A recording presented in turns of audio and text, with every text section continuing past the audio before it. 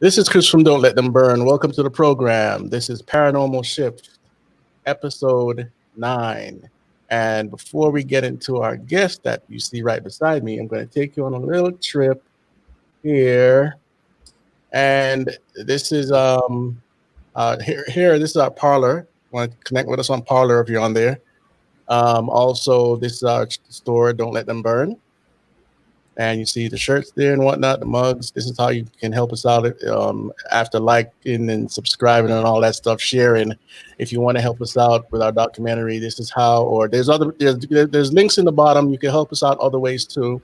This is our Patreon. If you want to check us out there, help us out. This is our Facebook page. Look at that, we're live. How about that? So you can check us out on the Facebook page, and we post a lot of articles on the Facebook page. You can go back for days. This is our BitChute, same content, but if you want to escape YouTube sometimes, you can go to our BitChute channel. And today we have William Ramsey. As you see, he's been on our show twice. The first one was about Aleister Crowley's influence on modern culture. And the other one was about the smiley face killers, connecting to his documentary. So here we go. William Ramsey, how you doing? I'm great. Thanks for having me again, Chris. Yes, sir. Always good to have you.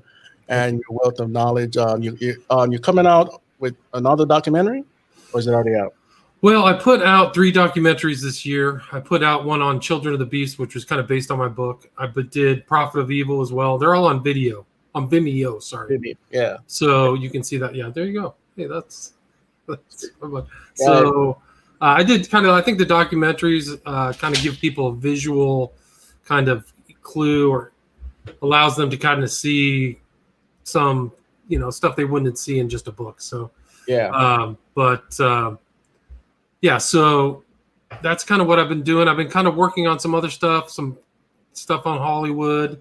Mm-hmm. And I kind of got sidetracked into kind of like more recent inquiries kind of into modern occultism, mainly through somebody who kind of came to me about this group called the Order of Nine Angles, and a pretty sinister group. It kind of fit and overlapped with my research into the smiley face killers, which I was talking to you about. So yeah, I've been doing some research on these individuals, and it's kind of fits in this kind of global perspective, this kind of unique environment we're in, where you and I can communicate across state lines, but other people can communicate, multi-jurisdictionally in different nations and stuff like that. So I've been involved in that, but I've been looking into the Hunter Biden stuff, which is really disturbing. Yeah. So I've been definitely researching and busy, but I've sent you those articles on all these individuals. There's been a recent murder that took place actually this month in Toronto by a guy by the name of,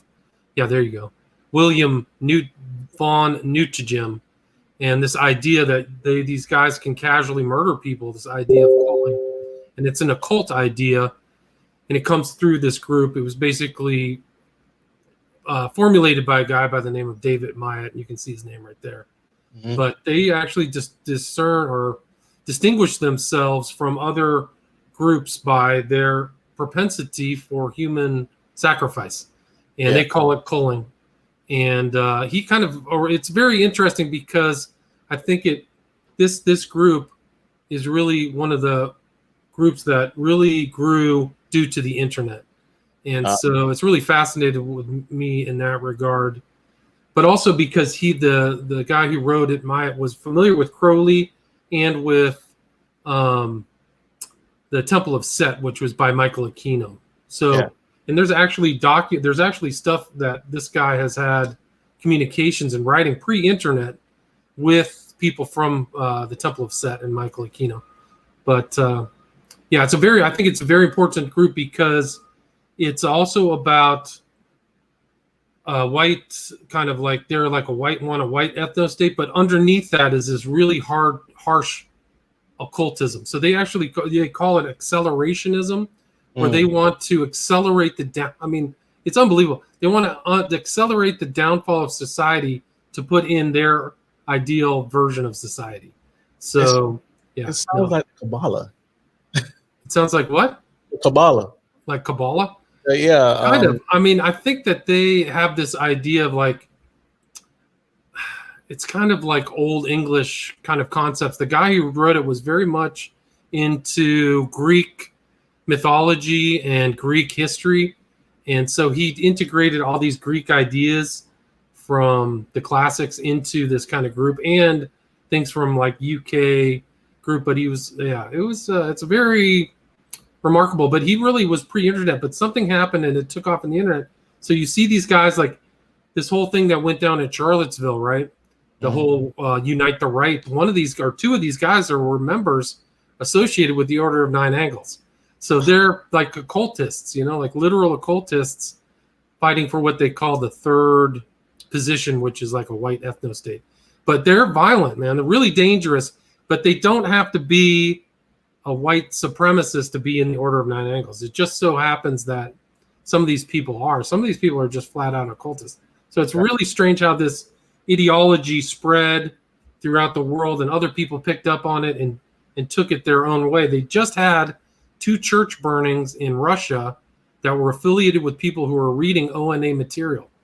Yeah. So, I mean, imagine a guy in England writing this, 1,000 or 2,000 pages of material, and some kid, and it's almost always some kind of hapless 18-year-old, 20-year-old naive kid who reads it and goes, this is for me, and they start acting out on it. So I'm going to show you something once I can get out of this here.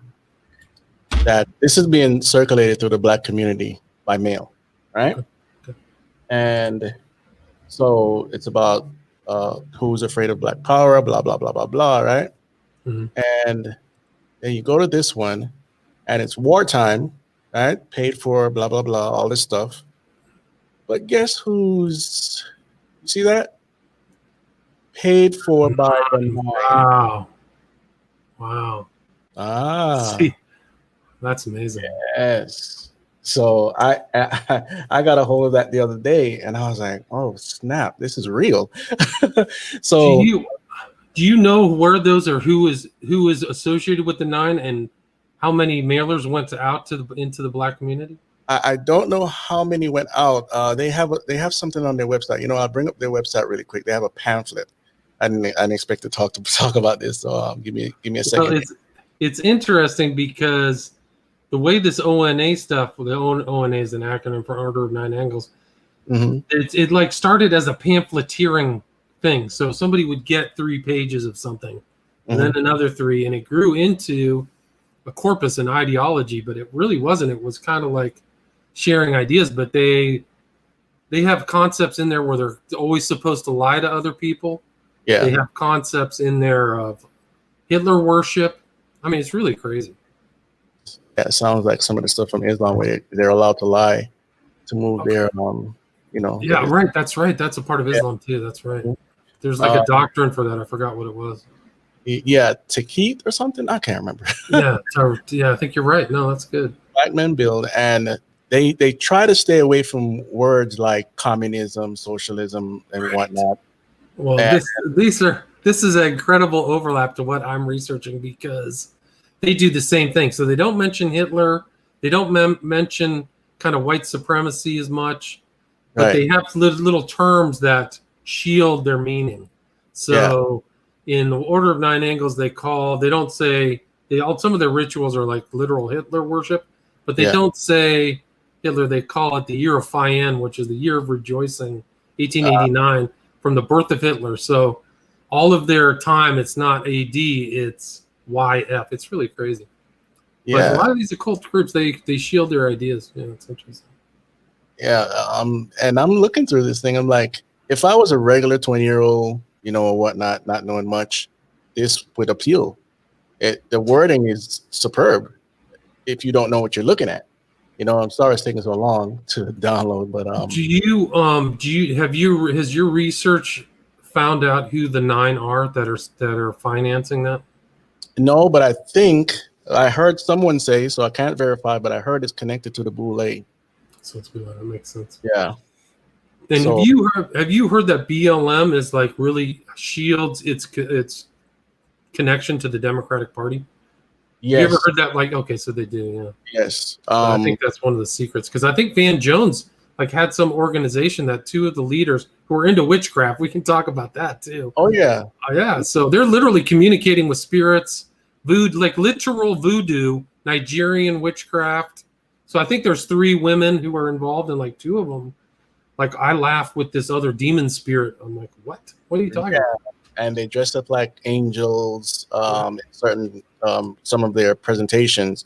It reminds me of what happened in Switzerland with the ceremony for CERN. Right. Yeah, I remember that. Yeah. It looked just like that. The weird looking angel wings, and they're talking about summoning spirits and libation and all this other stuff. It's directly connected to the occult, obviously, and the Democratic Party and Marxism. They admit that they're trained Marxists. At least one person did, but it's obvious. It's obvious it's Marxism. So they didn't have to really tell me that. And then you have the Act Blue that funnels money from Soros and other corporations, but Black Lives Matter doesn't get all. Black Lives Matter Incorporated doesn't get all of that money. It's siphoned through to operate on different levels. Like there's another one called Sunrise. Millie Weaver has been doing a lot of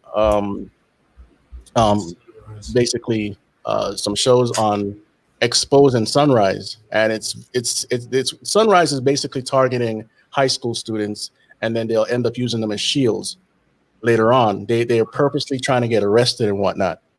So, and that goes into a bunch of different territories, but that's one everybody should know about Sunrise. It's very important, especially parents.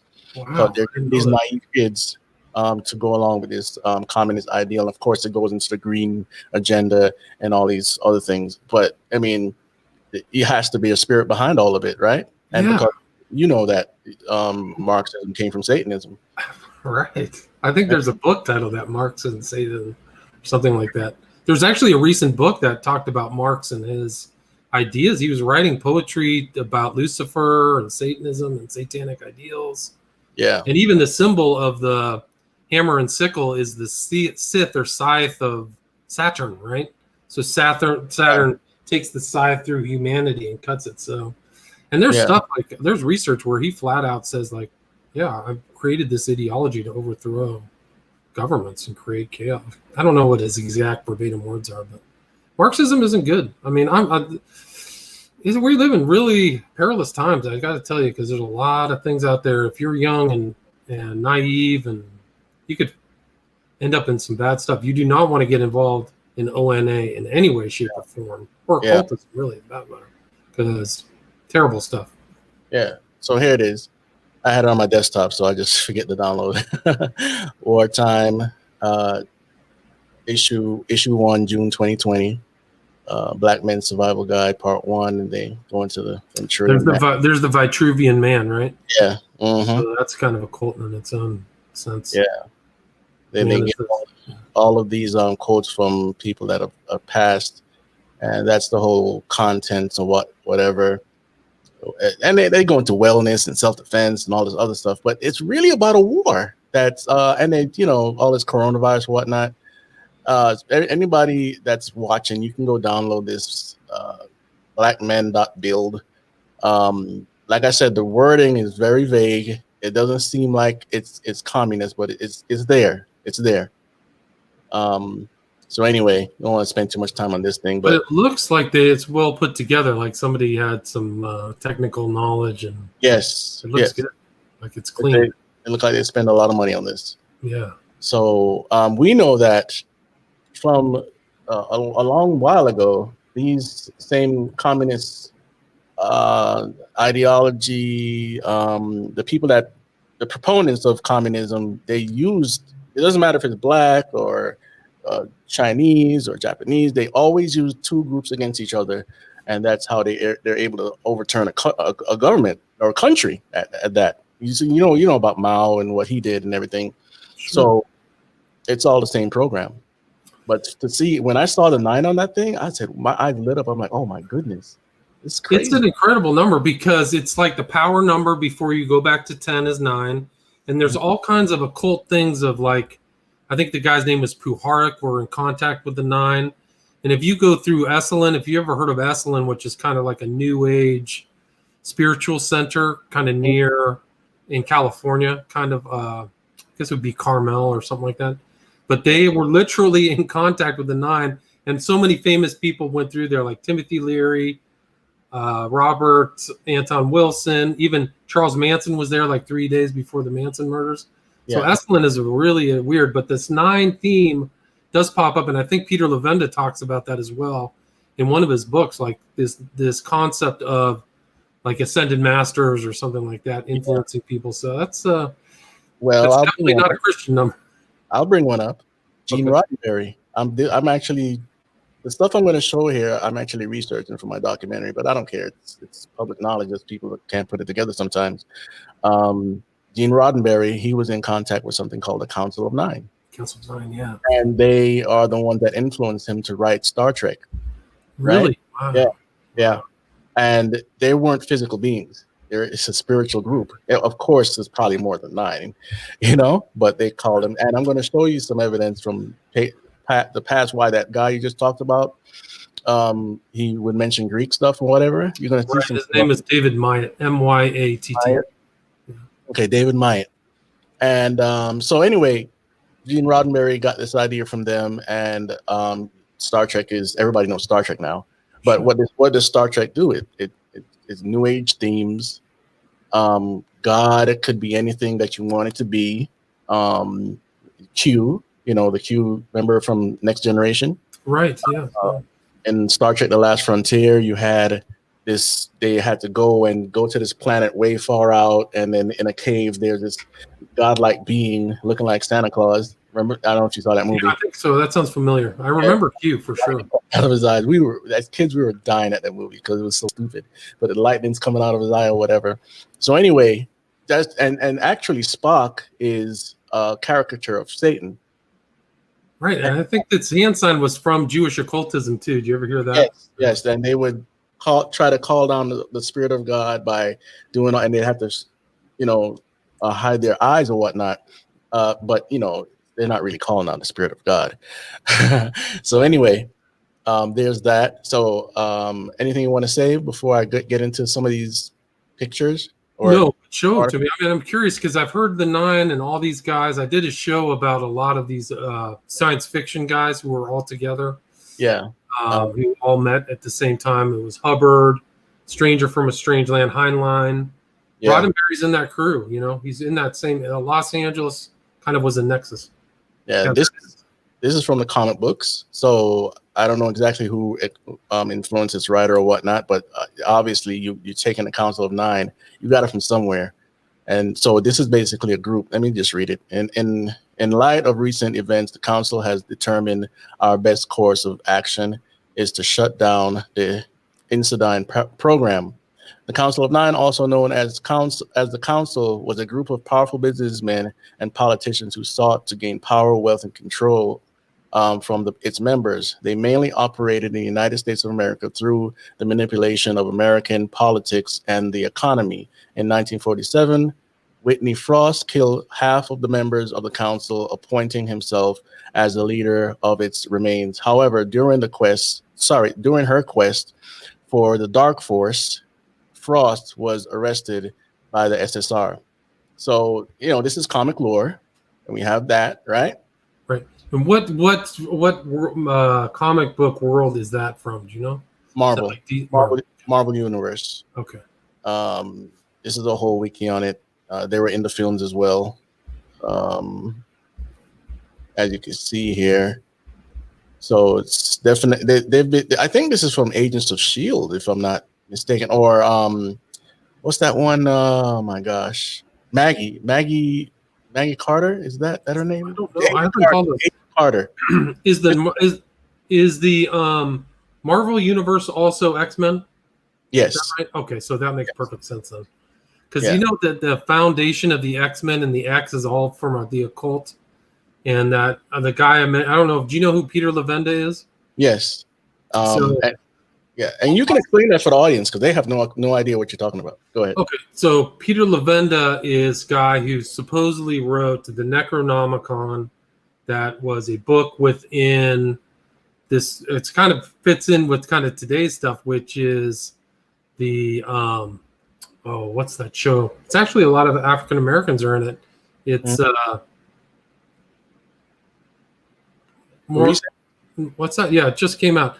What's the guy, the Call of Cthulhu? What's the you're talking about Lovecraft Country. Lovecraft Country. Thank you. That's fully occult. So there's a tie into that. We can talk about the Lovecraft Country, but Lavenda wrote the Necronomicon, which is in Lovecraft mythos, but he was in this kind of New York place that was Nexus for Magic. It was called The Magical Child with an E. It was kind of like a New Age bookstore. But he was friends with the guy who started the X-Men, who wrote the X-Men. And you can see that X comes out. If you look at the Seal of Babylon by Aleister Crowley, you can see that same insignia. And so you can kind of look at the X-Men as guys with like magical powers or titans or transhumanists. You could view them as that. But if you pull up the Seal, if you feel like it, you can pull up Crowley's Seal of Babylon and see that X right there. Run that right now for you. Because when you say to write up the X-Men, you're talking about the guy in the 80s, correct? You're not talking about... I can't remember the author's name of who actually did the original comic of the X-Men, but I know that Lavenda knew him, and they were in that same kind of group. Same circle, yeah. Same circle, yeah. I'm bringing it up here. Give me a second. Babylon is spelled Bablon. It's a funny spelling. It's Crowley's spelling. Okay. Seal of Babylon. I got you right now, so people could actually see. All right. There's a Seal of Babylon. There it is. So you see that little circular X there. That's it. You see the 77. So the reason he changed the spelling of Babylon was to make it more Kabbalistically, numerically accurate. So he changed it. And so you see the 77s there. That's a huge number in Crowley. And that AA represents the Astrum Argentum, or silver star, which references the moon. But that was really Crowley's own independent order, like a magical order. But it's not. It was almost kind of like a pre-internet way where you wouldn't have a group. The way that he structured it was, you would find a guy and he would initiate you, and now he would be the one person to train you if he would take you on board. And so you'd never know anybody else in that group. It's pretty interesting concept. But you can see that that's where they got that X. It's all over the world now. I think the most recent X-Men movie was the highest grossing film of all time, right? The last one? Oh no, it actually bombed. It bombed. Okay. Yeah, which is the one that sold like $2 billion in sales? Do you remember? X-Men? I don't think it was. You're talking about. Maybe it was Avengers. You're talking about the Avengers. Yeah. I get it mixed up. Yeah, it's okay. It's okay. But yeah, so people, it's the X-Men logo. This is the Seal of Babylon. I need to find. I don't remember the doggone name of the guy that actually made the logo, but Stan Lee is the one who created the X-Men. Okay. And as far as I can't bring up the book now to prove it to you guys, but he was going on acid. I think it was acid trips with one of these Huxleys or somebody like that. One of the brothers. Is Huxley that had the two brothers? Yeah. So it was Aldous and what was the other brother's name? Who was at the UN? Aldous Huxley and his brother was Julian. Julian. Yes, there we go. So Stanley was friends with him or whatnot, or acquaintances, and he's the one who made the X-Men. But later on, they adopted in the 80s. This became more pronounced. Okay. So that's when I started reading comics anyway. So you know more than me. My comic book knowledge is not. Yeah, but that's interesting. I mean, these guys are all in LA at the same time. Huxley, Lee, Hubbard, all these guys.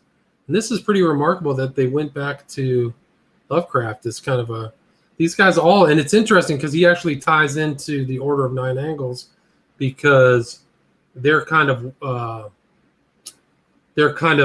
cosmology or whatever doesn't just have Satan. It has all these dark gods that go back to Sumeria.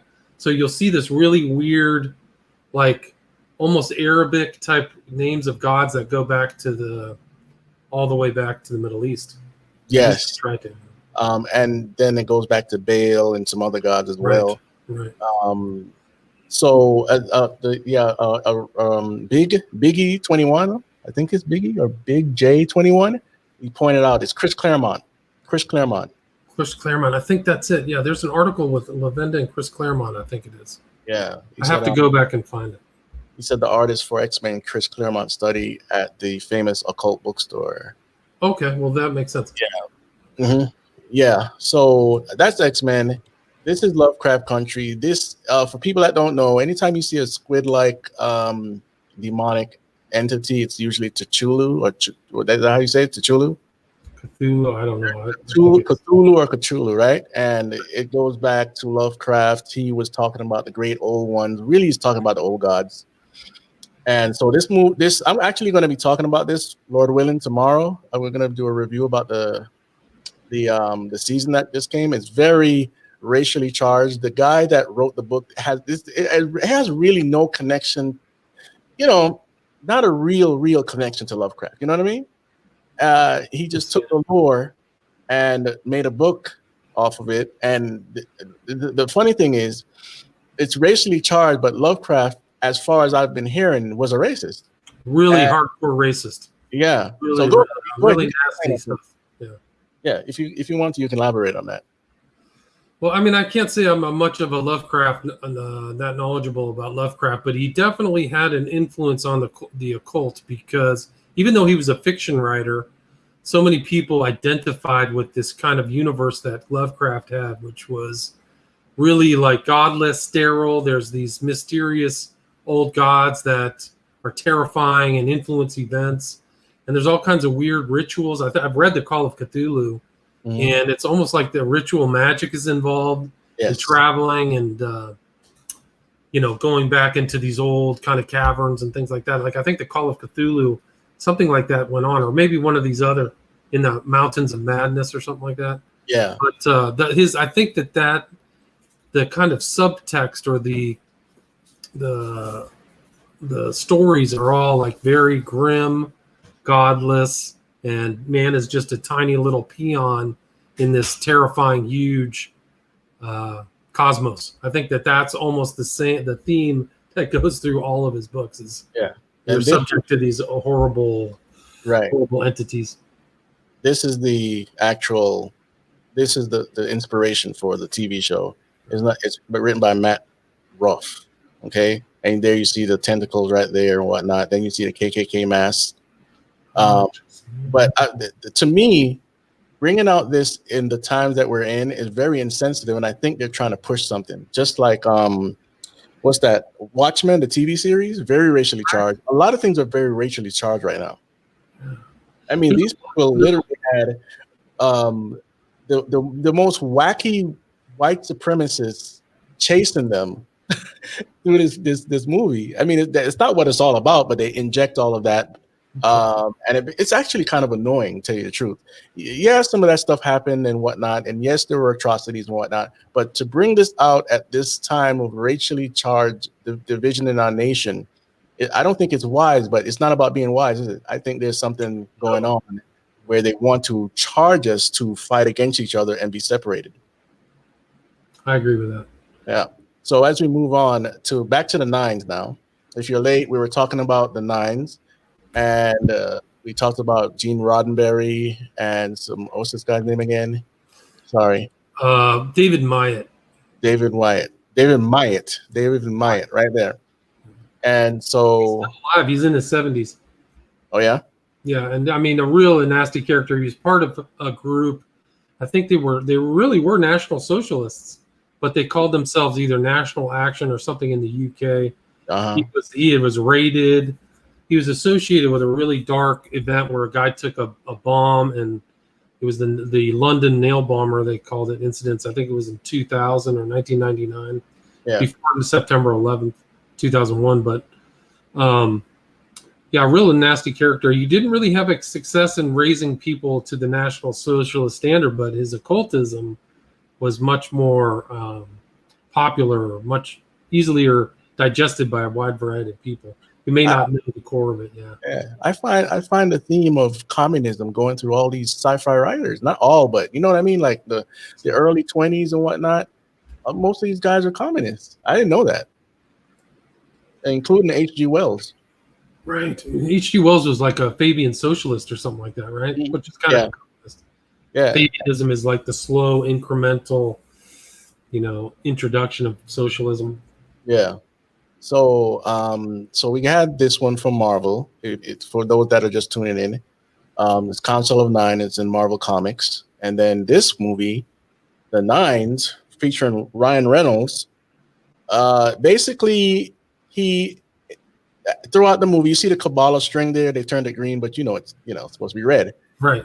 And so he has a spark of divinity in him from the Kabbalah, and so throughout the movie, he's having an awakening, visions, dreams.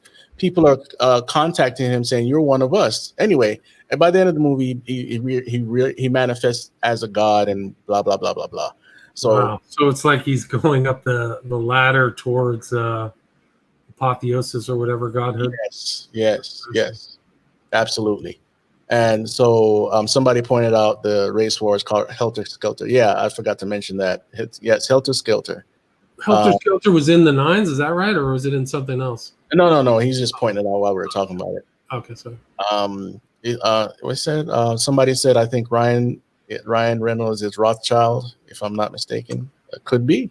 I haven't done that research.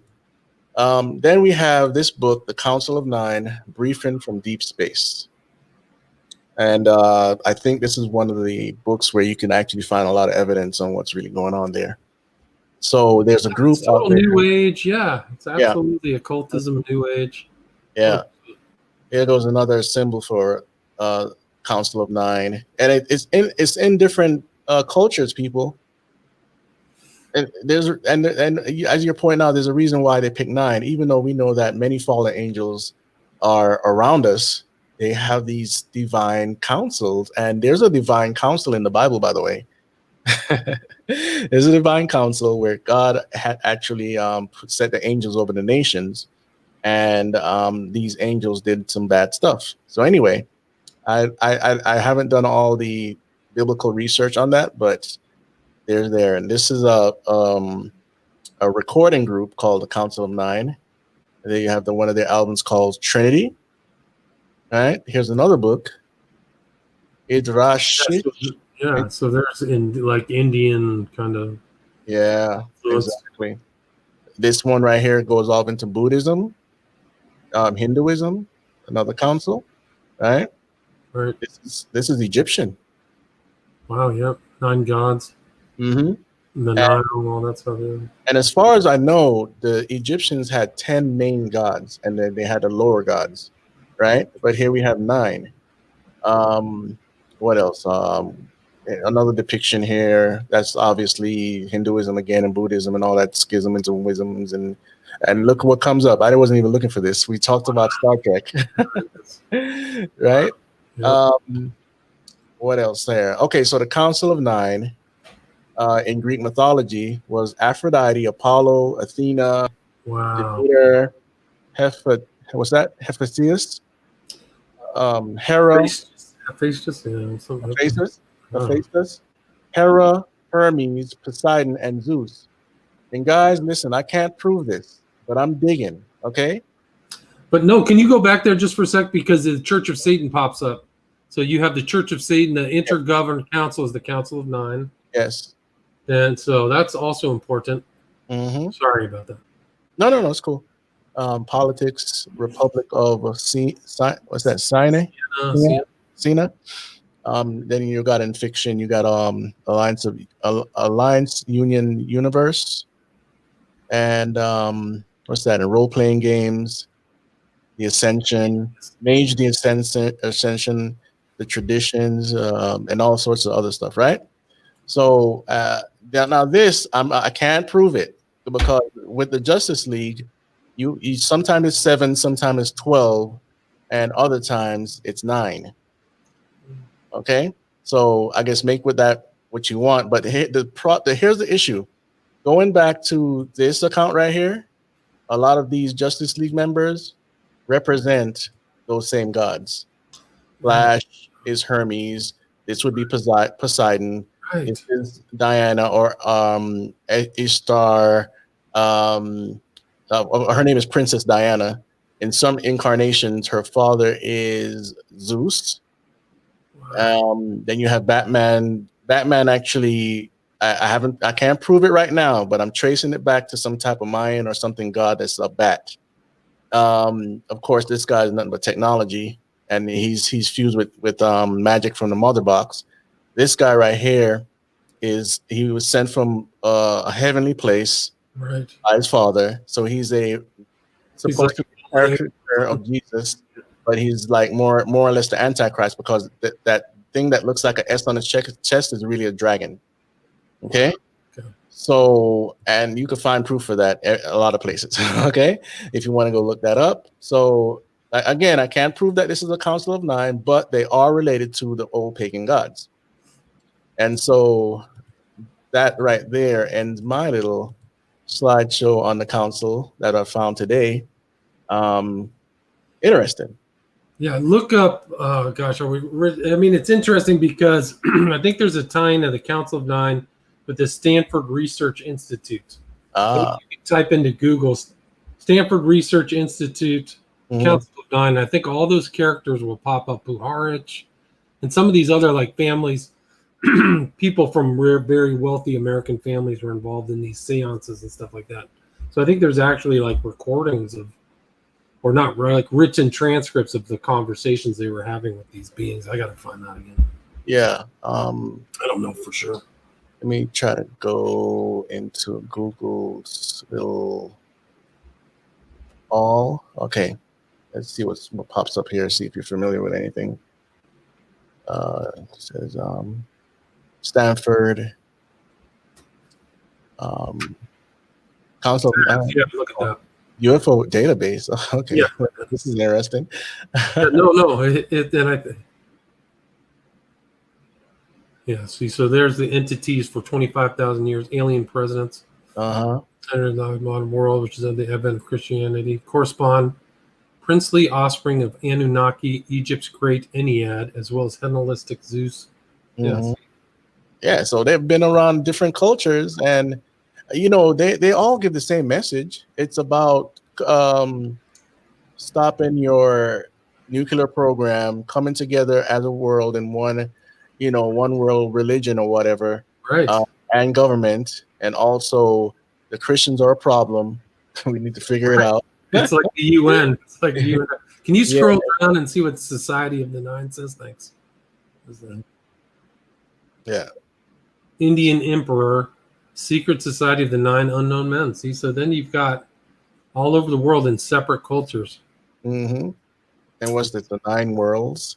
Yeah. Oh, this is good. I'm glad we found this. In the Kabbalah, you know how in Nordic, Norse mythology, as they're saying right here, you have the 9 realms. It's also in the Kabbalah. Right. Yeah, I'll show you the book. I'll look up the book really quick to. But if you can just go back there for 1 second, Chris, because that was the person's whose name I was remembering is Lab 9. So if you looked at it, says Lab 9 again, a research team for paranormal phenomenon, channeled a member of the Council of Nine in the 1970s, Andrea Puharich. That's who I was mentioning. In Glen Cove, Maine, called the Roundtable Foundation. Their team was called Lab 9. And there goes Roddenberry again. Yeah. And I think I didn't hear you. Oh, I was just saying that these are like occultist psychics, clairvoyants, Indian mystic named Vinod, and then this is our nine principles, right? Yeah. So just like you were saying, without even reading this, I'm an emissary of the 9. There are 9 principles of the universe. Together, we are one. The Ascended Masters, ufology. In fact, you know what? Wasn't this Lab 9 in the Transformers movie or something like that? Oh, I gotta look that up. Transformers, the first one that came out, they had the hidden in the Hoover Dam, and there were 7 or 9. I can't remember. If anybody remembers, let us know. Okay, so ufology, we have the sighting of 9 UFOs in groups of 6 and 3. Were widely seen throughout the United States during the UFO flap of 1947, starting in the Pacific Northwest in 1989. Bob Lazar claimed to have witnessed 9 UFOs at Area S4 in Groom Lake region, Area 51. interesting. I'm glad I found this. No, there you go. I mean, you got the basis of a book. I would like to know more about that original pamphlet that you sent or you showed me. Where's that from? Who's really behind that? That would be fascinating. I'm going to look up another book here. The one I told you about, the Kabbalah. Kabbalah. I think it's Kabbalah Secrets and Every Christian's Secrets. Right? And they talk about, they even have some references that seem to be connected to artificial intelligence, believe it or not. Interesting. So this is Kabbalah Secrets Christians Need to Know. And in there, I can't pull it up now because I don't have the book on my laptop. I mean, my desktop here. But it talks about the kosher pig and God and Jewish mysticism. And this is one of the religions that's overlooked in a lot of places. This is very important that people understand this religion right here, because it's linked to Gnosticism and, of course, Jewish mysticism. And so the concepts in here are, we're intertwined with these concepts today. And what they want to do is they want to foment a culture of depravity so that they can raise the Antichrist. Okay. You also see in the Fall Brothers film, what's it called again? Oh my goodness. Which one was it? The Beast one? Yes. It was Belly of the Beast. Belly of the Beast. Belly of the Beast. It's the same concept in there from the Masons. They want to raise an Antichrist, right? So I just find it very interesting. But I wanted people to really see that, and you to see it too, man. I think you should pick it up. I think they would call it, in the New Age, they would call it the Maitreya. The Maitreya, or whatever it is. Hey, I read about that the other day in our review for Raised by Wolves. I think if you go look at that, you'll be blown away at how much stuff they have in there dealing with the Maitreya. In fact, the Raised by Wolves has that too. Interesting. I'm talking to somebody about that tomorrow. I'm talking about the Mithraism and all that. Yeah. Oh yeah, it's Mithraism, right? So I've got his. I actually have his book right here. I'll actually promote his book right here. It's called. Maybe you should have him on. You can talk to him too, because he's super well read. Sure. His book is Raised by Wolves: War of the Worldviews, an examination of season 1 of the Aaron Guzikowski and Ridley Scott show. Oh my goodness, yes. I wish I knew about him before, because I think we did like an hour and a half trying to break down that, and it's a ton of stuff in there. We didn't cover everything, you know. You got a book on it. How many pages is this? 200 pages, pictures, the whole bit. Lots of references. Oh. So you can listen to it tomorrow when I post it, or you should have Ken on. I'll send you his email. I don't know if you know him or not. No, I don't know him, but sure. I'll make you the introduction if you'd like to talk to him. He has does a lot of analysis on alien films, a lot of stuff on a variety of stuff. You'd be a good guest, definitely. Kenami, AMMI. Okay, all right, no problem. So as we move here, let's get into, I don't know. Okay, so we have here Aleister Crowley and human sacrifice. And I wrote that article because people always reference this one phrase in Magic and Theory Practice and then ascribe it to his magical workings, but he references other elements of human and child sacrifice in other parts of his, encyclopedic corpus, and all those, the vast amount of stuff that he wrote. There's other references to it. So a lot of people who are sympathetic to Crowley will just hit you with like this one element, but they can't explain away the stuff that Crowley put in The World's Tragedy, which is the tragedy to him is Jesus Christ. Right. And another book called Liber 66, which is kind of like how he would have his practice. He would lay out these books. Liber means book in Latin. So he would lay out like Liber 11, 175, which ties into 9/11 events in 9/11. Yeah. So all these different books with Liber 66, Liber 77, which ties into Babylon. Yeah. That we had earlier. So I wrote this just to kind of contradict this kind of notion. I think that the occultists or Satanists have really been able to have the high kind of commanding heights of comprehending Crowley, and actually were very deceptive in the public in explaining really what the totality of what he wrote. So part of what I do with Crowley is say, hey, why are you guys omitting this? And it's kind of like what George Orwell said, omission is the greatest form of lie.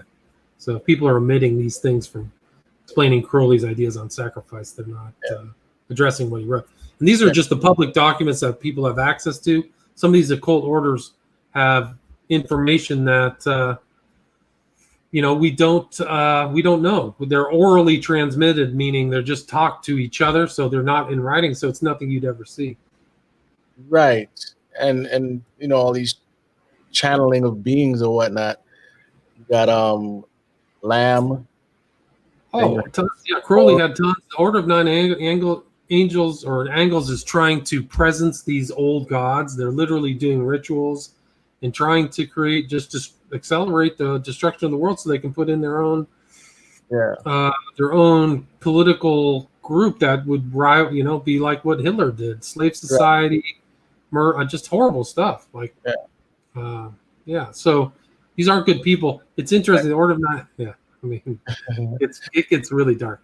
But they busted this guy Meltzer. I sent you that thing. He was going to try to set up his friends or people in the military to be shot, and then and this is all at the same, I think it's the Southern District of New York that handled Epstein, Maxwell, and Weinstein. So he was arrested there and sent there and is being prosecuted. So he's going to go away for a long time. But he had O&A literature. He had a picture of the Sinister Tradition book was right on his desk. So he's clearly reading this and getting really lousy ideas. They have this concept within the Order of Nine Angles called an insight role. So you become an occultist, but then you go join Islam, or you go, not Sheldon Sampson. This is him right at Charlottesville. So these are sinister characters, but you go and become a member of a right-wing Christian group. You become a member of something, but you're still a member of the ONA. So it's almost like camouflage. Right. And there's evidence of, for decades now, of witches or whatnot, whatever they want to call themselves, coming into evangelical churches and turning it upside down. They'll sit there and they'll say the incantation, or they'll start gossiping, whatever thing they need to do to destroy a church that's biblically sound. Because I've actually read about that in a couple instances. Some people have talked about that. Mm-hmm. And before we go on a little bit, I want to still promote this book here. This is Children of the Beast. You need to pick this up. I think it's one of the most in-depth books on Aleister Crowley. It is a little graphic. It is a little graphic, but I think if you're not squeamish, if your nerves don't go crazy when you hear about stuff like this, this is for you. But don't if you're not ready for it. I 100% agree with you. However, some people think that these guys don't do this stuff, and I think you can see the citations in the book. There's like 800 citations, and I show that these guys are into blood. They're into blood drinking. They do that. They really do. They admit it. So I think that's the proof. And like you can see that these people who are cultural figures are into the occult. They're trying to change the culture. They're actively involved in bringing about whatever the Antichrist, destroying the culture of the country. They're almost all anti-Christian, just like Leary and all these other people think that, they always have this really, and Hubbard, they have this, it's inevitable that they will hate Christ. So you can see that this battle, this kind of spiritual battle takes place. It's taking place in the 20th century. It's really battle right now. It's a spiritual battle. It plays out physically or whatever. Yeah, but people refuse. Well, let me not blanket it. A lot of people refuse to realize the spiritual connections. Of course, a lot of them are not saved or whatnot. But even within Christianity, it's like a thing where, this cannot be real. It's conspiracy theory, blah, blah, blah, blah, blah. And, it gets tiring trying to prove to people that these people are that wicked. And all you have to do is go back and forget Crowley and whoever. Go back through history and you'll see the same thing. And it always leads to human sacrifice or some sort of nation that's full of debauchery, including the kids. Right. So, no, but you're right. You're so true, and you can read that right out of the Bible. Just go read the Old Testament and the conflicts between ancient Israel and some of these other communities or nations states that were by them, whether it's the Babylonians or anything. And on child sacrifice, what is it? What's the god that they sacrifice to? I mean, these things happen. Moloch and Baal. Moloch and Baal. Thank you. Yeah. So, I mean, it's just hard. I think it's hard for people, and I think it includes me too, to like, is this really what's in front of your face? Is this happening? So it's hard to think of, but I think that my intent on writing these articles or even that book is like, here's the historical. This is a real fact. This is evidence. Yeah. These guys are up to that. So yeah, I think you don't see it publicly. Right. I think, and people are purposefully covering this stuff up as well. True. You have occultists online saying, "Oh no, the Christians got it wrong. Crowley wasn't this disgusting dude. He was a great guy." And so same thing with Anton Xander LaVey, and you can name them all. They're all good. No, they worship Lucifer, and they do disgusting things, including having sex. Okay, I can't say it because of YouTube algorithm, but the little ones, they touch the little ones. Okay. I mean, you can look at my documentary on Crowley. I mean, it's bad. The stuff he admitted to is beyond evil. It's the most despicable, most evil, vile things that he was involved in. So kind of whitewashing Crowley is it's. I mean, if you know all the facts, I can't believe anybody could really find that defensible. So this is a good idea. I mean, just a good example. If you look at this guy Sheldon Simpson, he went from 9/11 truther into the National Guard, into this black sun. This is a hyper occult symbol that the Nazis used. This black sun symbol that is supposed to bring in energy from some dark realm into the world. It's like sigil magic. Yeah, sigil magic. This is very dark, evil stuff. And what's really scary about this guy is I think that based upon what the information I have, he's still under investigation from the FBI, and he admits it. Wow. But from the information I had, he became a white supremacist involved in the ONA and then joined the military.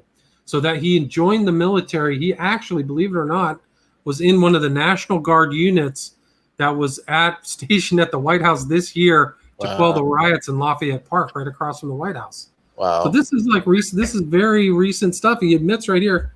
I got to call my FBI agent. He was approached by FBI, 2 members of the CIA, and a military intelligence officer. So our government is actually wisely looking into these dangerous guys. These guys will lie all the time. They will lie like a rug and avoid anything they do. They're actually smart enough to use encrypted Telegram messaging. Some of these other groups, the ONA definitely use PGP encryption. Pretty good protection, like super high. Well, it used to be some of the best available encryption out there. But what's really scary is I think that was part of his ONA thing, is my opinion, is that they recommend you become this insight role, this weird concept where you take on another personality for 6 months. And I think his insight role was to join the National Guard and get that training, right? So he's getting, and how long he's going to do that, I don't know. But this guy, according to some information that I have, he was in the same occult group as Ethan Meltzer, who was arrested this year and is in federal prison. He's going to end up in federal prison. I don't think he's been charged yet. But they're in this guy's from Ohio. Ethan Meltzer was from Kentucky, I think, so fairly close. Not super close. But I think they were associated with this ONA. So it's a very, I would say, for people, it's important to understand what these guys' ideas are. And here he is he has a fake name, Zoltanus. This is like a modern fascist kind of interview people on YouTube. You can just hear him talk all about it. I mean, this is super recent. This is like June. So these guys are out there. And some of these ONA doctrines they're against the law. Like they believe they're above the law. Yeah. So the law is for other people. We are a law unto ourselves, is what some of the writing says. So, really, I mean, it's really incredible. Like there's just events that are coming. They're like more and more ONA members are being thing, but it's almost like a Darth Vader, Darth crew or something like that, where they don't reveal themselves. They deny everything. But it's also, like I stated earlier, it's something that occurred within this whole idea of mass communications, the internet and everything like that, where they can communicate and really share ideas. I think that may be the same with all these other kind of subgroups or stuff like that. But yeah, I mean, because just like how we spread the gospel through the internet, and we got apps and all this stuff, they're going to do the same thing. And so there's an upswell that people aren't really grasping when it comes to the occult, the witches, whatever you want to call them. It's the movement is massive, and it's in every industry, whether you know it or not. Okay, so you can go on YouTube and say, "Oh, I want to look up drawing." Here comes a witch with a pentagram around her. Like, oh my goodness, this is blatant nowadays. And they go through Instagram. There's a big witch community on Instagram, big occult community, very big, and they're reaching out to guess who? The usual people, the youth. Youth, yeah, naive, impressionable, misguided, maybe don't have a broad frame of reference. I mean, if you look at all these ONA guys, they probably all fit the same profile, Yeah. Disaffected, maybe not headed for a traditional career, and so they fall into these, picked up these kind of more. This is definitely a right-wing radical group. I mean, if they had their way, I don't think that they would try to maintain the republic. Oh no, because they take on the thing of white right wing, but they're really, communist. It's just like how Antifa says, "Oh, we're anti-fascist," and we know the flag goes back to Hitler. Let me bring that up real quick. Because I don't think the information on this stuff is lacking. Okay. Antifa flag. Yeah, but wasn't the anti-fascist flag? It's a communist flag, right? Right. It's like a communist affiliated. Yeah. Antifa flag. Hitler. All right. Here we are. Okay. So, what's going on there? All right, here we go. So right here, this is the newest Antifa flag, okay? The one you see all the time, right? Anti-fascist, right? This is not new, okay? Right. Goes back to the 30s or the 20s or something. Yeah, look at that. It's right there. This is not people. They're just reinventing themselves, and they're saying that they're anti-fascist, but they are the fascists.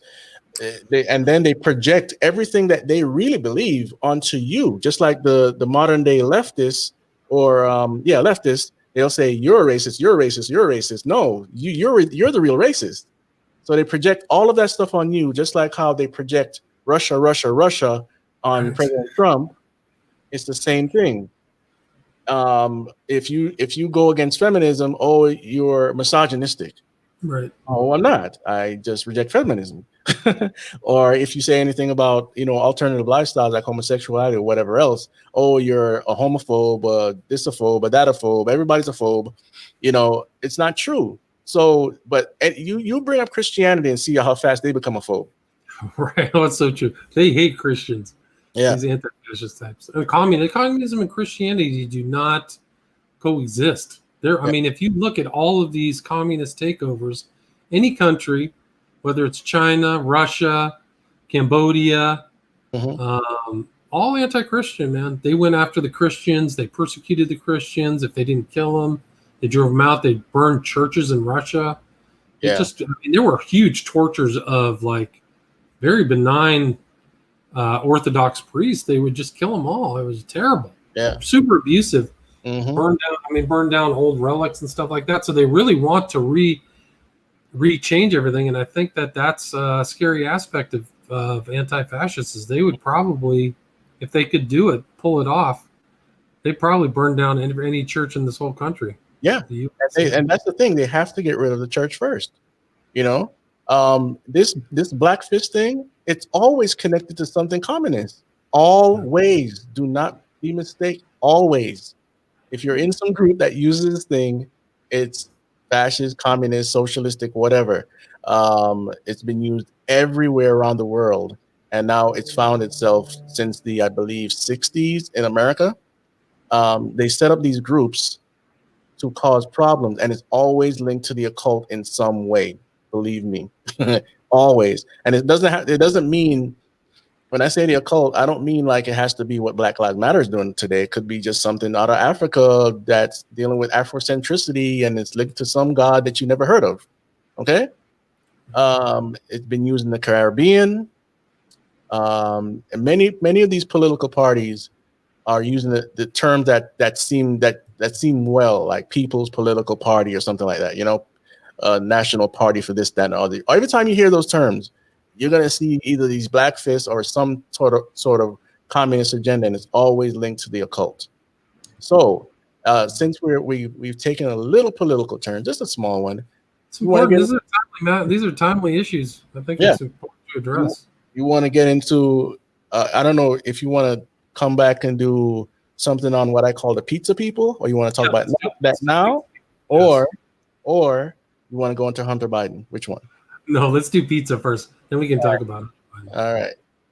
Okay, go ahead. You shoot. Would you want to talk about Pizzagate and all this pizza symbolism and all that stuff? Yeah, sure. Because I call them the pizza people because of YouTube's algorithm. Oh, that's smart. Yeah. Okay.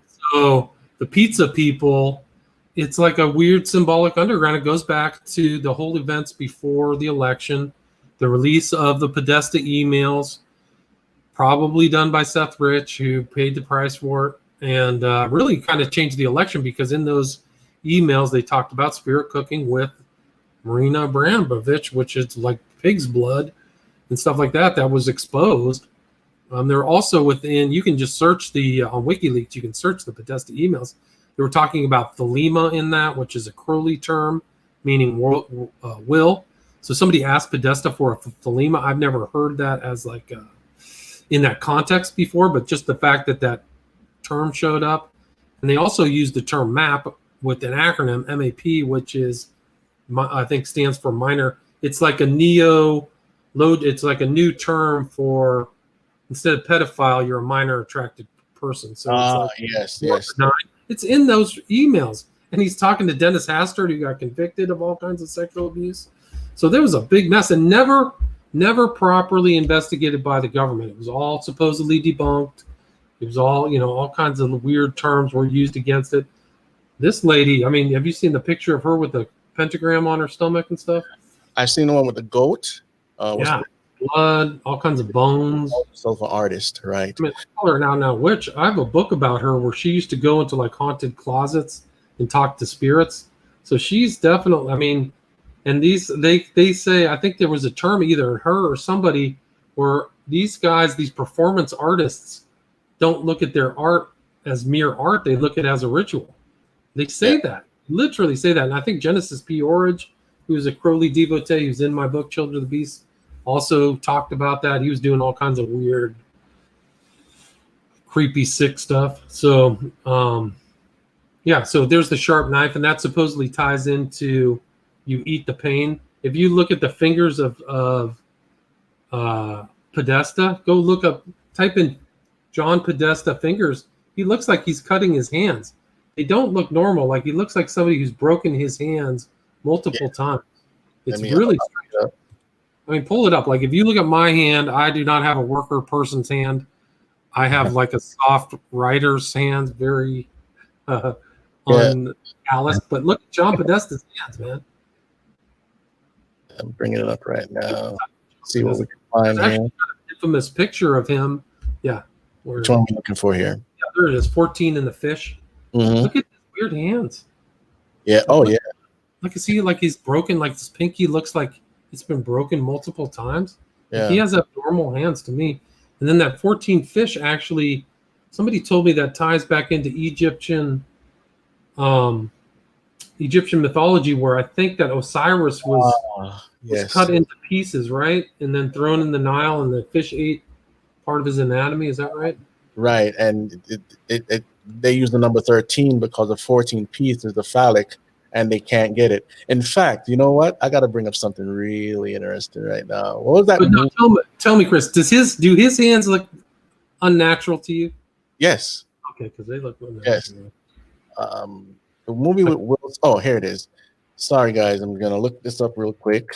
InfoWards, and let's go. This movie right here. You guys noticed the movie, okay? You know this movie, right? He is Horus. Really? Wow. And the lady that he's searching for in the movie, that's Isis. And they can't get together. They can't unite, right? Because it's an allegory for that penis thing, okay? Wow. So they've been also in the comic books, Hawkman and Hawk Girl, I think it's called, in DC Comics. It's the same people, okay? So they have a problem uniting, being together, and anyway, by the end of the film, they say that they used to call us angels or demons or whatever, basically bringing to the audience who they really are. Wow. And this is where we get the term soulmate. Wow. And when you go find a soulmate, you're finally getting together, supposedly, because you've been searching for each other for so long.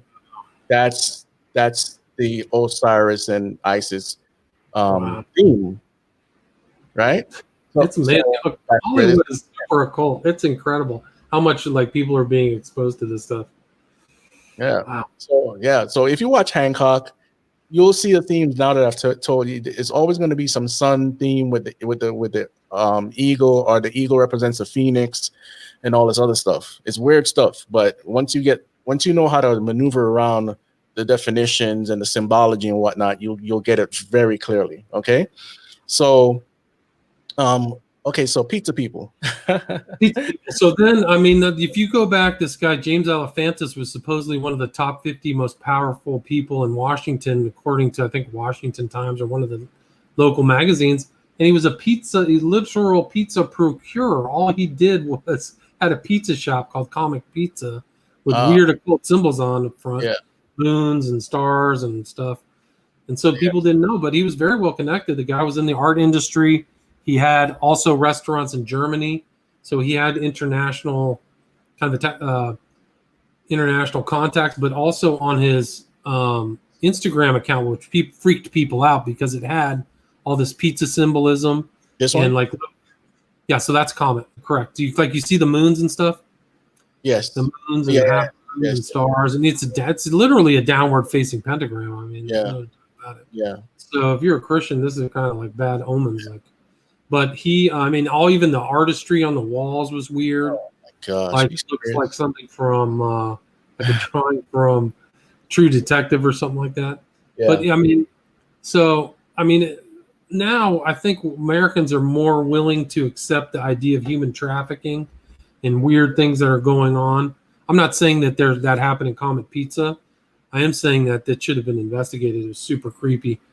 But the symbolism of all that, the comet within certain communities is a relationship that burns very bright and then tapers off.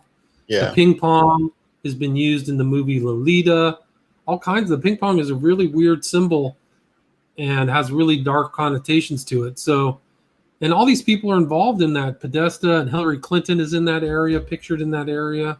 Yeah. So there's like a little kind of a wink and a nod of what these guys are really up to. And the Instagram account it said really strange stuff. It talked about Haitian sauce. Like, who talks about Haitian sauce?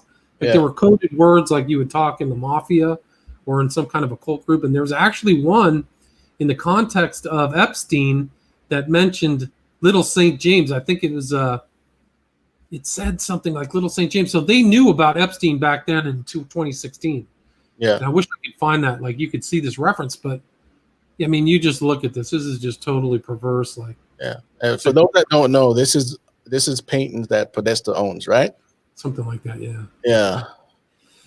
Yeah. Yeah. So, and it all came out of the emails that were leaked, and then people just researched it, just like this Hunter Biden stuff. So, I mean, back then, this was actually, I think, swayed the election when people figured out that John Podesta, who was Hillary Clinton's campaign manager, was going to a meeting with this witch. They were like, and blood drinking, like literally, it was like a conspiracy theorist, like the curtain suddenly opened, and you saw everything clearly. Like, Yeah. whoa, this is what everybody's been talking about. Here's the proof. So, you know, the sex trafficking, all human trafficking and whatnot. Right now we're fighting a war against that stuff. But I'm going to bring up, I brought it up before in another program, a Bible verse talking about, let me go to Bible.com real quick. Talking about how human trafficking basically won't stop until Jesus comes back. You know, it's nothing new. They remind Black people, Black Americans about, I'm not Black American, I'm from Jamaica, moved over, grew up here.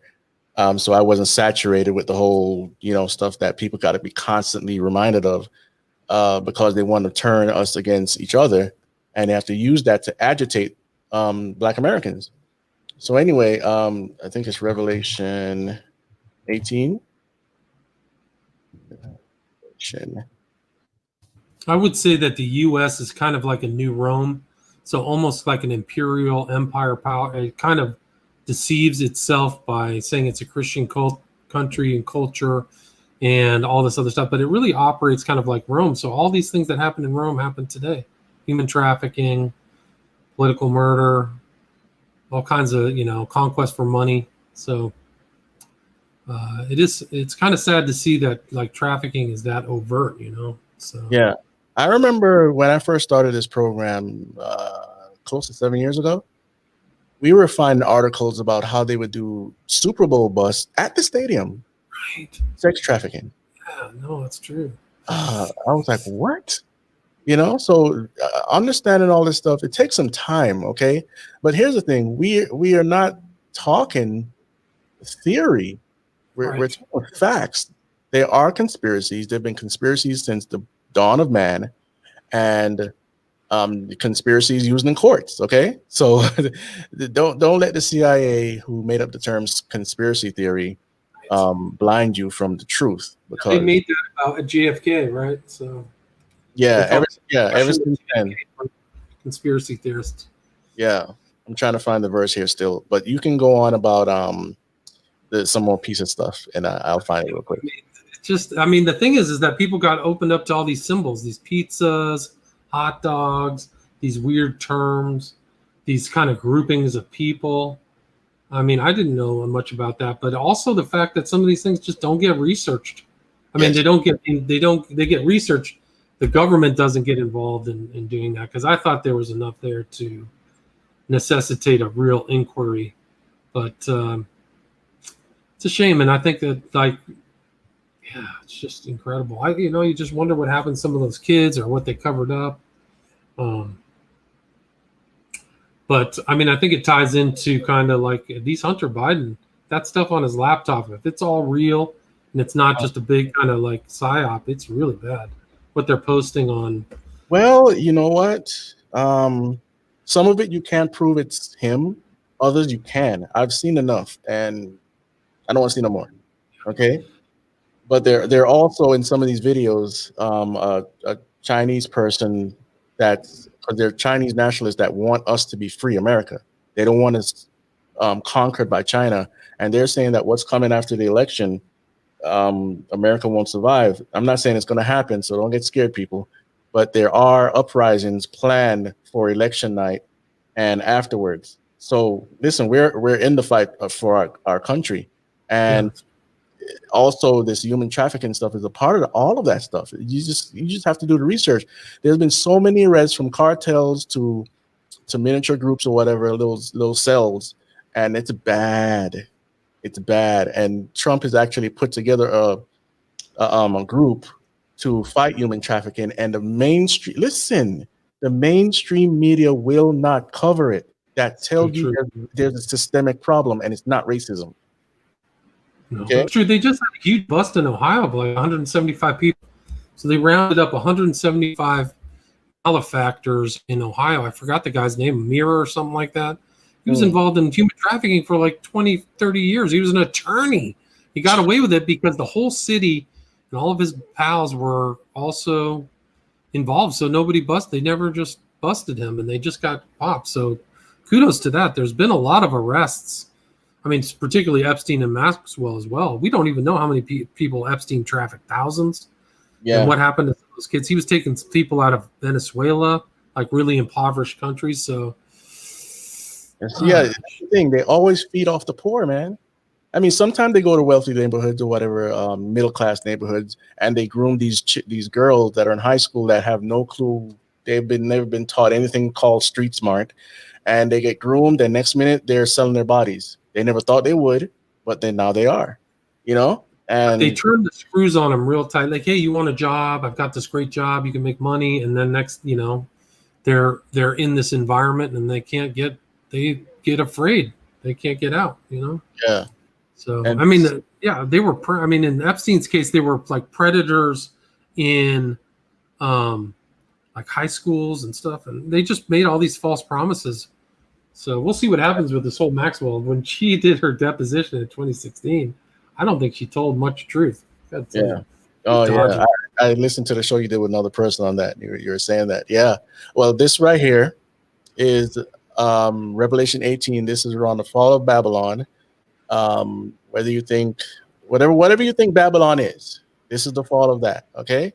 And it says, and the merchants of the earth weep and mourn for her, since no one buys their cargo anymore, cargoes of gold, silver, jewels, pearls, fine linen, purple cloth, silk, scarlet cloth, all kinds of scented wood, all kinds of articles of ivory, all kinds of articles of costly wood, bronze, iron, and marble, cinnamon, spice, incense, myrrh, frankincense, wine, oil, fine flour, wheat, cattle, and sheep, horses and chariots, and slaves, that is, human souls. So this doesn't end until Jesus returns, or, you know, Babylon falls, or whatever you want to say about it, you know?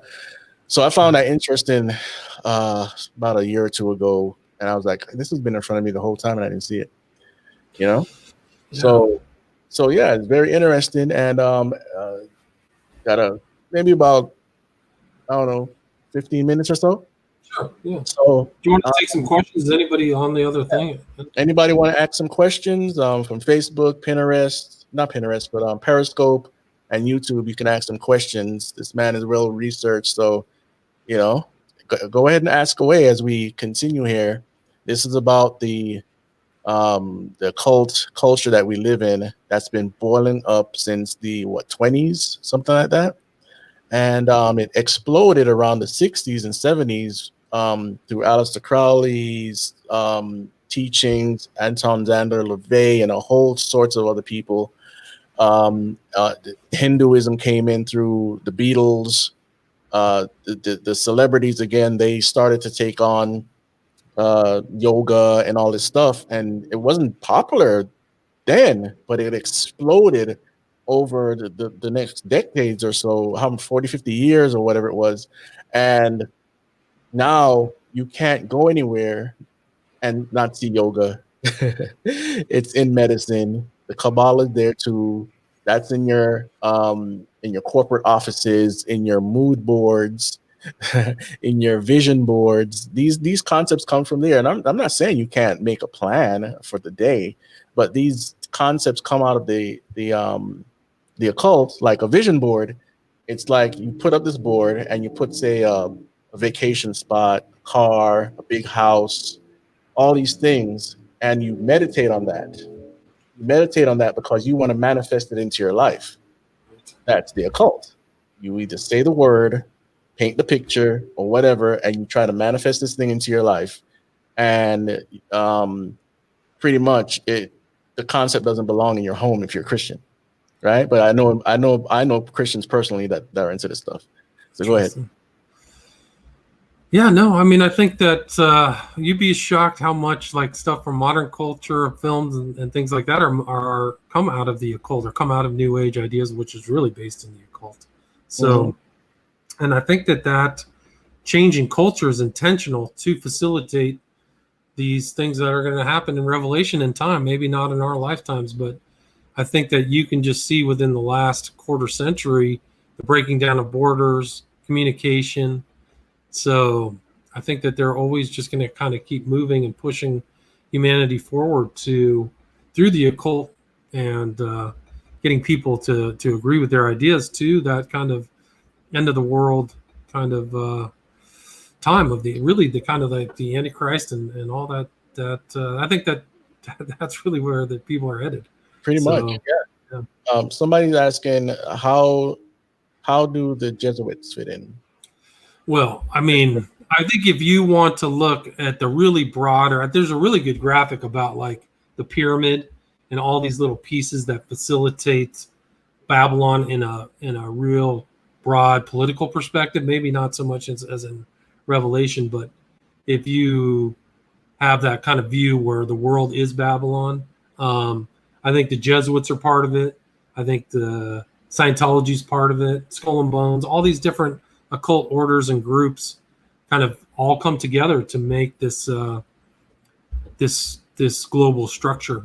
And very few of them are really those groups are really Christian groups, like kind of humble, not huge mega churches, but you don't see that the Christians influencing this kind of world. And I think that, yeah, so if you really see the world as kind of like at this time before it all changes is which, you know, kind of like it's Satan's empire. I think that pyramid makes a lot of sense. So the Jesuits themselves facilitate this Catholic kind of worldview. That's part of, I think, in a lot of ways, the Catholic Church hasn't really lived up to sound biblical gospel doctrine. So yeah, that's a whole nother show. Hey, if you want to freak out, go look at St. Peter's Square. They have a huge obelisk in the middle and the sundial. Yeah. It's off the charts, occultism. Like, doesn't anybody see this?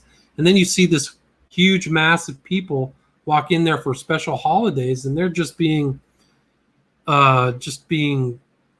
assaulted by these graven images and all this stuff. It's and it's really just shows it's a worldly power. It seems like a much more world power than looking at some kind of Christ's kingdom, Christ's heavenly kingdom. Yeah, this is St. Peter's Square, and the thing here is the same. It's the obelisk. I'm trying to get a picture for you guys. It's the obelisk, the same as the Washington Monument. Okay, it's the same thing. It's Baal's shaft. All right, Baal's shaft, but it got a cross on top of it, and below it is the eight-spoked wheel. I think some people call it the wheel of Lucifer. Sometimes it's a wheel have to do with the equinoxes and whatnot, right? The changing of the orders, but this right here would be the representation of the woman's vajayjay, okay? Because so there's always that circle and the obelisk, right? Yeah, like Washington. Yeah, exactly. So, good point that you brought up there. Another question is, are there? Interesting. Just to add to that obelisk, my understanding is that it was brought from Egypt to Italy 2,000 years ago by Caligula. So he had that packed up and brought up, and Caligula was like this monstrous emperor, and it wouldn't be something that I would want to have associated with the church.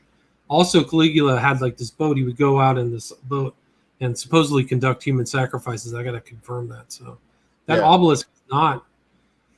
It's not a Christian symbol at all. It's the opposite. Yeah. I don't know. Sorry. Yeah.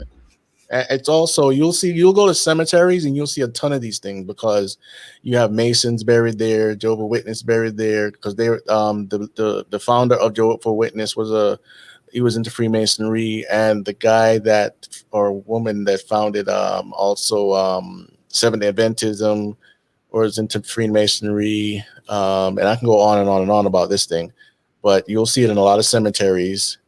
Someone said, is there a monument in London too? I'm not sure about that. No, it's called the Cleopatra's Needle. Can you look up Cleopatra's Needle? It's right on the Thames. Yeah, It's in line.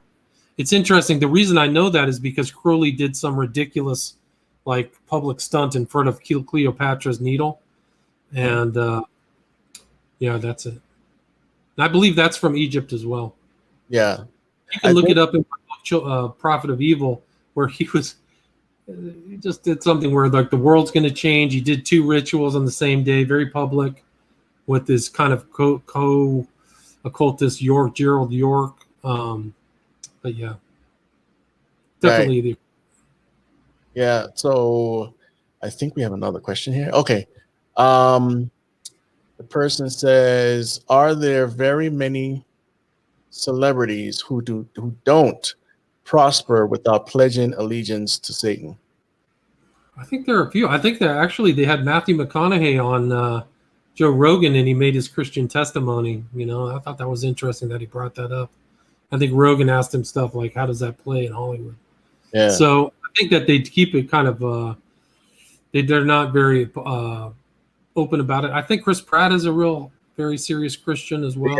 Yes. So, but I would say that they're in a minority, definitely. Yes, definitely. Yeah. Because even Mark Dice, I can't remember if he was going to do a TV show or whatnot in his early days. I believe he's in his 40s now, and they wanted him to sign his name as blood, and he wouldn't. For real? Yeah. Wow. I know that. Yeah. So yeah, you can find that stuff in Mark Dykes' book, and sometimes he talks about it on Alex Jones show or his own channel. Mark Dykes is the real deal. He's a Christian. I think he just wrote a book about Hollywood too. I kind of saw that, so I need to check that out. Yeah, I'm gonna actually pick that book up on Kindle probably. Let's see what else is down here. I think I got it. Like, you're fine. I gotta go get grandma. Okay. Yeah. He says, I've seen that in many cemeteries too. Are you? Oh no, she's asking somebody in there a question. So anyway, any more questions, guys? Because we're gonna get wrapping up here in a few minutes. So let us know. As you see, for a brief recap, we went through the Council of Nine. We went through what's this called again? I can't remember the doggone name, man. Order of Nine Angles. Yeah. And people can read all of my writings on the Order of Nine Angles. I did a couple shows on it too on my podcast, but also at my website, William Ramsey Investigates. If anybody wants a signed copy of my book. Oh yeah. Yeah. And like I said before, the books are good, man.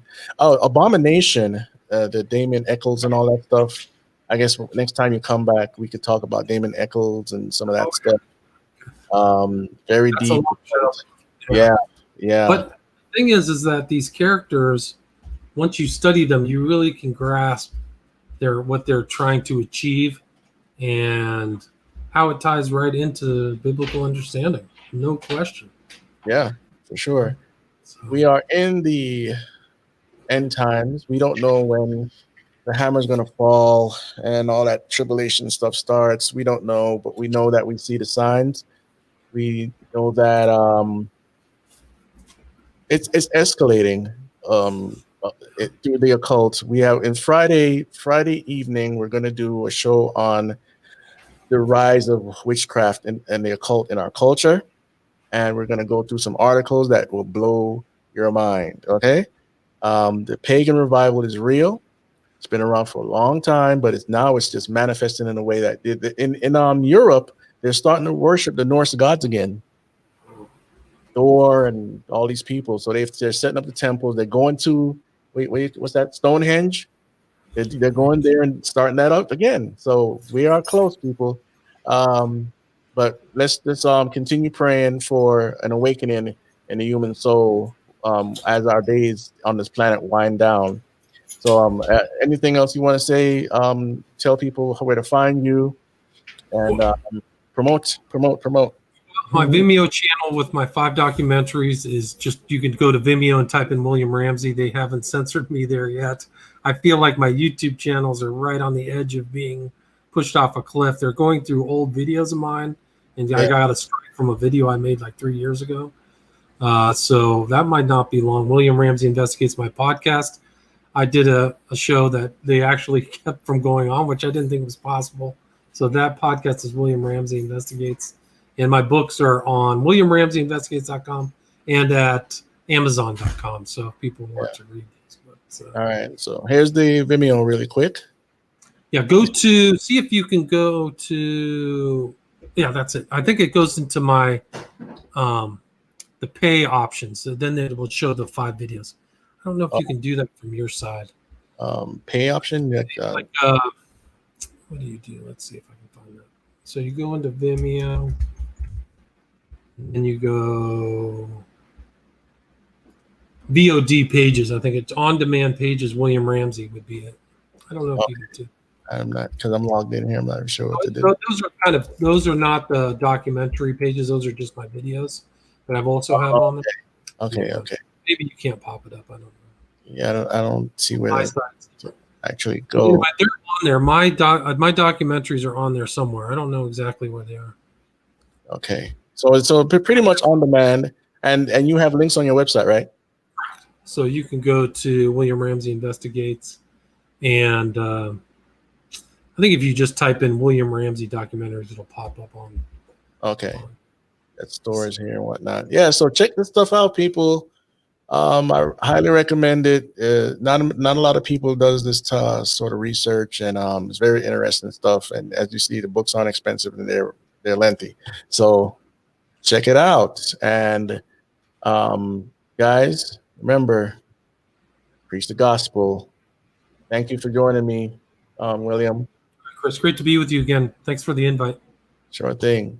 Don't let them burn. Thanks for joining us. Been a good time. Likewise, man. Have a great. All right.